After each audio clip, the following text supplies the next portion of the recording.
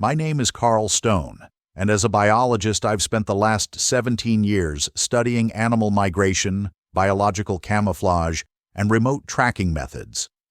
But nothing prepared me for the decision I made in the spring of 2031 to launch a privately funded expedition into the Northern Cascade Range with one goal: to prove that Sasquatch, or Bigfoot, is a real, undiscovered primate species native to the dense wilderness of the Pacific Northwest. It wasn't a decision made lightly. I've never been one for fringe science or chasing myths, but I'd reviewed enough scattered thermal data, footprint casts, and unexplained vocalizations to warrant a closer look. Not belief, just inquiry. I decided to treat this like any other biological unknown, with rigor, with equipment, and with a team of people who would hold me accountable to the scientific method. I began assembling the crew in early March. Dr. Lila Cheng, a primatologist out of the University of British Columbia, was the first to say yes. Her work with mountain gorillas and chimpanzee intelligence studies gave us a behavioral framework for what we might be looking for. Then came Jacob Rains, a former wilderness tracker who now taught environmental survival courses to special forces. He'd be our eyes and ears on the ground. For aerial work, I had the advantage. My background in aerobiological tracking and piloting helicopters meant we could cover more ground than any previous Bigfoot expedition. I also brought on 2 data engineers, Sadie Langston and Miguel Parra. Their job was to rig our drone fleet with thermal imaging, motion pattern recognition, and machine learning-assisted anomaly detection. Miguel handled the programming. Sadie integrated everything into a mobile command interface we called SiteNet. We didn't want to rely on a lucky sighting. We wanted to build a replicable tracking grid that could isolate movement patterns consistent with a large, non-human primate over several square kilometers. Funding came in part from a small grant I masked as an unidentified mammal tracking initiative, and the rest from a silent partner, someone in the academic world who believes in keeping such investigations off the institutional radar. By mid-April, we were flying the team into a remote field station near Mount Baker, an old Firewatch post that had been converted into a research shelter decades ago. The nearest road was 15 kilometers away. Cell signals died the moment we passed the foothills. We hauled in solar arrays, satellite uplinks, drone canisters, audio traps, ground-penetrating radar, and over 200 pounds of high-calorie rations. We planned to stay for 6 weeks. On our first night, as the last drone lifted into its survey orbit and the wind blew through the cedar and fir canopy, I stood by the outpost and watched the forest shift under moonlight. This wasn't some ghost hunt. It was data collection. And if there really was a species out there, clever enough to evade contact, aware enough to avoid cameras, then we had designed a framework to meet it on its own terms. I didn't expect to see Bigfoot. I just hoped to record something the world couldn't explain away. Week 1 was for calibration. Before we could track anything out of the ordinary, we needed a baseline for the forest. That meant running the drones on staggered sweeps, setting up passive audio recorders, mapping known animal trails, and establishing control samples for every sound, shadow, and scatter of movement. We divided the forest into 5 zones, each covered by overlapping sweeps of thermal-equipped drones running low and slow beneath the tree canopy, programmed to avoid redundant scans. Each flight captured movement profiles, stride lengths, heat signatures, gait irregularities, which our algorithm compared to a master dataset of known forest mammals. Anything anomalous was flagged, logged, and sent back to SiteNet for review. On day 6, a heat trace pinged outside of Zone C, taller than a black bear, moving upright, bipedal, but we had to treat it like every other ping. Lila and I checked the file. 1.98 meters tall, 1.3 second step cadence, upright for 42 continuous seconds. Too long to be a bear rearing up. Too fluid to be a human bushwhacking through brush, but not long enough or clear enough to call evidence. That night, Jacob laid down tracking threads in Zone C, fine strands of fluorocarbon fishing line stretched low across forest paths, tied to motion-activated microcameras. If something passed through, we'd have more than heat. Meanwhile, our audio recorders, buried in tree bark and moss-covered ground, began catching something strange. Every 2 or 3 nights between 1 and 3 a.m., we picked up deep vocalizations, long, mournful wails. Not wolves, not elk. Lila ran them through her primate vocal profile model. The resonance frequency was closer to gorilla barangay than any North American species. The calls had variation, pattern, a range. By week 2, 3 different drones had picked up tall, upright figures in different sectors. Always from behind. Always vanishing within seconds. No close-ups, no faces. But gait tracking showed consistency. A forward lean, long arm swing, knees bent slightly inward. The same profile again and again.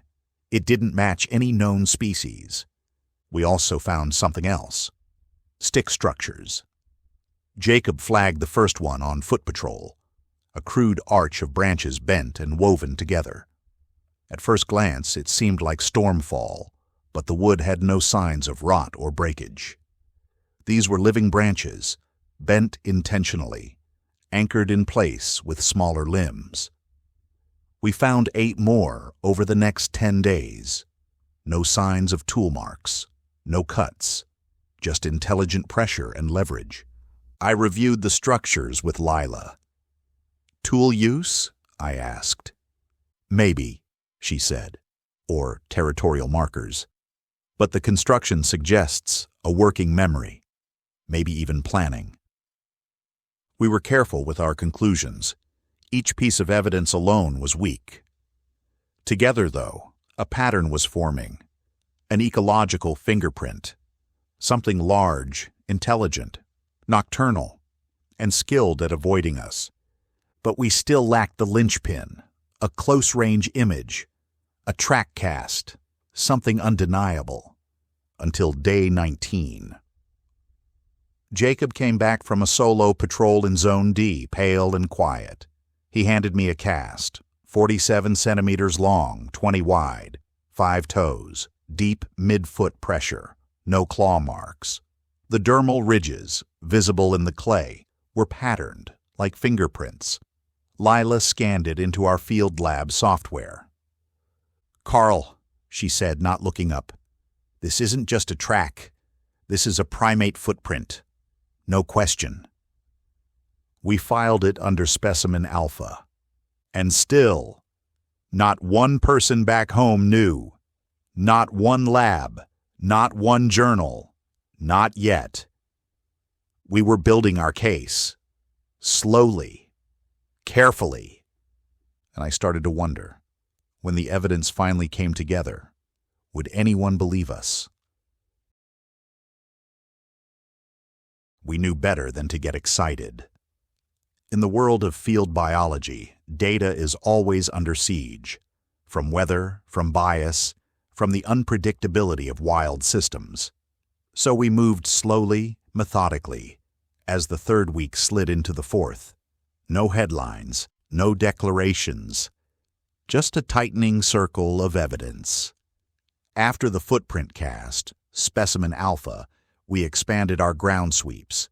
Jacob and I flew low in the R-44 Raven helicopter, plotting a denser grid of landing zones, while Lila and Sadie extended the sensor net on foot.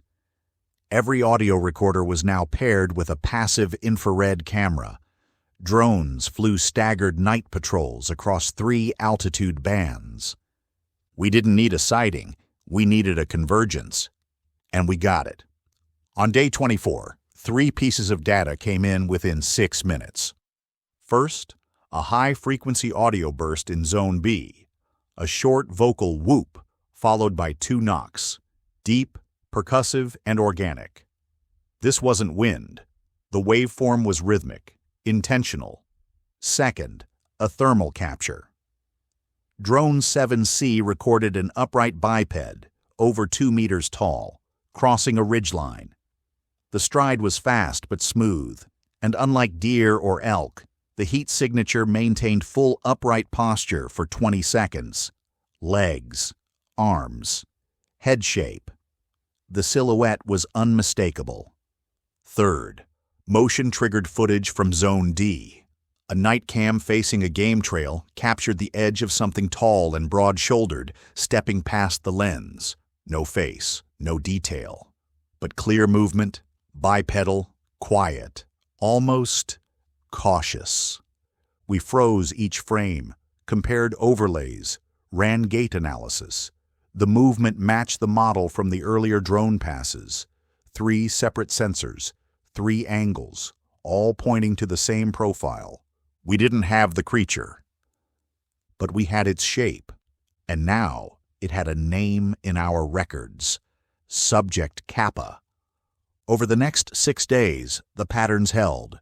More vocalizations, more branch structures, some snapped high in the canopy, far beyond the reach of any known animal. We found hair snagged in tree bark, dark, coarse, without cuticle damage, sent it out under blind label to a forensic lab in Oregon for DNA sequencing. Then came the tracks. Not just one, a sequence. 11 prints in line, showing a fluid gait through mud-slick terrain. The stride length varied just slightly, a sign of adaptive footfall, not a mechanical pattern. I flew overhead as Jacob and Lila took casts. Each one showed the same dermal ridges, the same mid-tarsal break. We mapped the movement and created a 3D model of the subject's path. Subject Kappa wasn't just real. It had terrain memory. It avoided cameras, traveled at night, and crossed zones faster than any human on foot could manage without a light source. We began preparing our presentation, not for the media, for the institutions that mattered. The National Institute of Primate Biology, the Royal Anthropological Society, the Wildlife Conservation Council. This would not be a claim.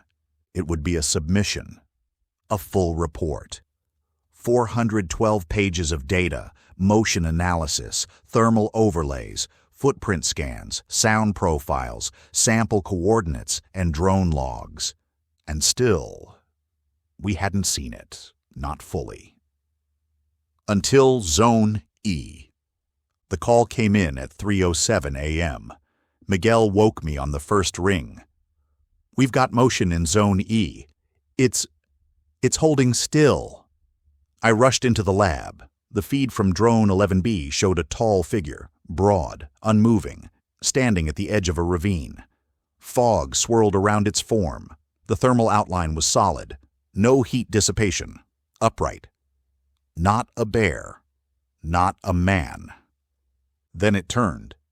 Just slightly. Enough to catch the curvature of a head, the shadow of a brow ridge, the suggestion of eyes. And then it stepped back and vanished. Miguel didn't say a word. None of us did.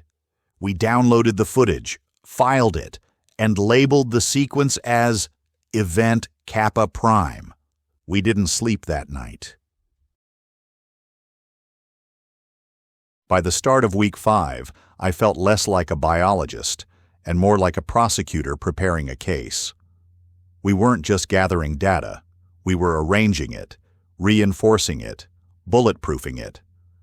Every heat signature had to be paired with environmental data, temperature, wind speed, humidity.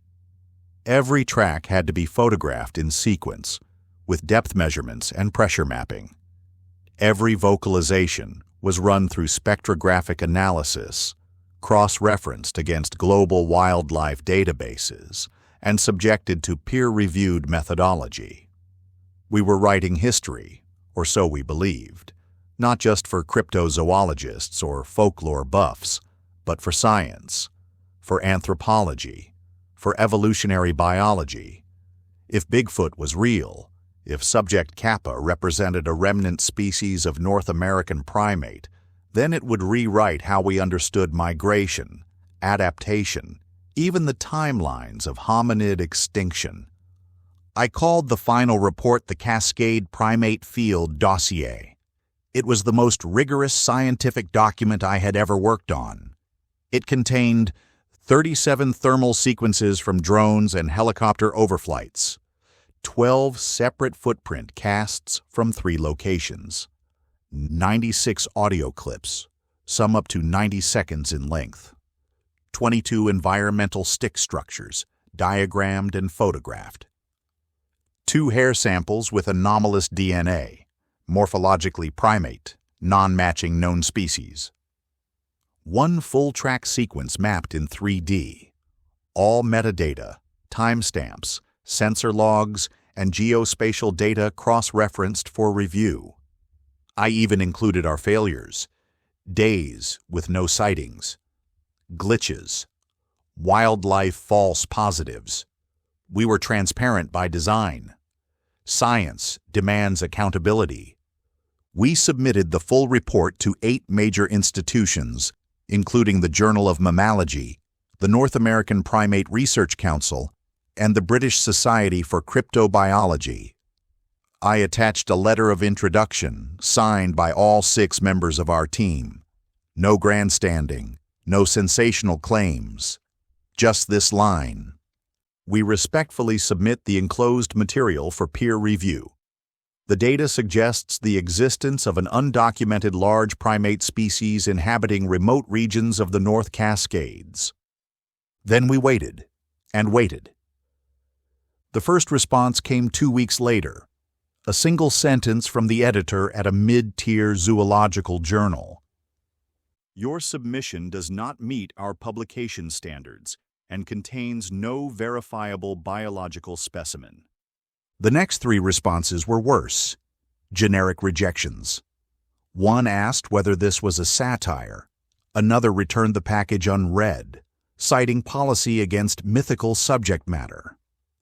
A prominent American ecology journal sent a private reply that stunned me. Even if the data were real, no serious institution will attach itself to Bigfoot. You are tainting your own careers. We weren't just dismissed, we were preemptively discredited. The data didn't matter. The quality didn't matter.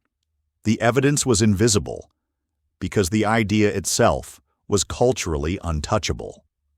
I stood on the outpost's helipad that night, watching clouds churn behind Mount Shuksan. Lila joined me, hands buried in her coat sleeves. I think we made a mistake, I said. Not in the science, in assuming they'd want it. She nodded slowly. It's not about the data, Carl. It's about fear. If this is real, they missed it. For decades. And no institution likes to be proven blind. The next morning, Sadie suggested releasing the footage publicly. Let the internet chew on it. Crowdsource peer review. But I wasn't ready to surrender the integrity of the project to viral commentary and TikTok conspiracies. This wasn't a story, it was a species, and I still believed, maybe foolishly, that science would catch up. So we flew back, loaded the copter, packed up the drone kits, took the casts, the hair samples, the drives, and left the forest as we found it, silent, watching. Subject Kappa, whatever it is, remains out there. We had seen its form, heard its voice, traced its path, and still our greatest discovery was discarded before it could be debated. The forest doesn't care. It has no stake in our doubt. But I do, and I'm not done yet. I thought that coming home would feel like stepping back into the world I left behind. Instead, it felt like descending into something smaller, more rigid, less curious. I spent the next 3 months trying to explain our findings, first at universities, then at conferences, and eventually through private Zoom calls with biologists, anthropologists, and data scientists I trusted. Some were intrigued, a few were supportive, but most, after a pause, a look, a shifting of posture, found a polite way to retreat. It wasn't the science that bothered them. It was the subject. Bigfoot. Even saying the word felt like contaminating the room. They asked careful questions. Were we sure the thermal signatures weren't misread bears? Could the gait analysis be a fluke? Had we considered pranksters? One prominent researcher who'd once praised my work on migratory avian tracking quietly unfollowed me on professional networks after I sent him the dossier. I kept hearing the same phrase. It's compelling, but it's Bigfoot. As if that alone was reason to disqualify the data. I returned to the Cascade Range twice more that year, brief solo visits. I flew low above the forest canopy, just as I had before, but now with the quiet knowledge that the creature was out there, not as a mystery, not as a myth, but as a biological reality. I reviewed the footage nightly, rewatched the thermal events, ran new overlays, rebuilt the gait maps, not to convince anyone else, but to remind myself that it happened, that what we found was real, and it mattered whether the scientific world acknowledged it or not. By December, our team drifted into silence.